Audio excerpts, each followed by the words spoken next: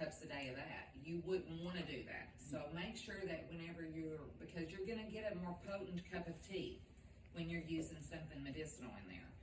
So you want to make sure you do your research first and make sure how many you could take, because some herbs are really, really potent, some are a little bit less. So that's the one thing I can encourage you to do. But other than that, that's a really good, and just knowing that pretty much anything you can make an infusion out of dried or fresh, you know, a lot of little flowers, like you can do a lot of things. Yeah. Jasmine. Now the next one is the decoction. Yeah. DECOCTIONS. Oh, I spelled it wrong even. Okay. Decoctions. This one here, it's like making tea, but you're using the harder parts, like you're using the barks, the dried berries, dried leaves, twigs.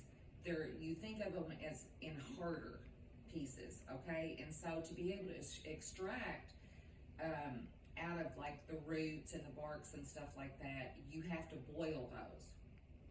So the recommended dose or way that you would do that was you would put all of those things. Hold on. You put all of those things in a pot, you know, your berries that are dried, anything that's hard, your roots, and you want to try to get them in small pieces, not like a whole thing, okay? But they have to be dried, so not anything fresh. Yeah, nothing fresh.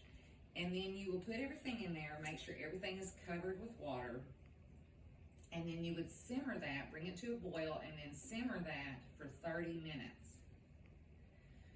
During that 30 minutes, you are pretty much extracting everything that you can out of that. There's not going to be much left. Now, I like to, when I'm doing that, cover that as well, because you don't want any of the volatile oils that are left in that plant material or roots or anything to escape. Right.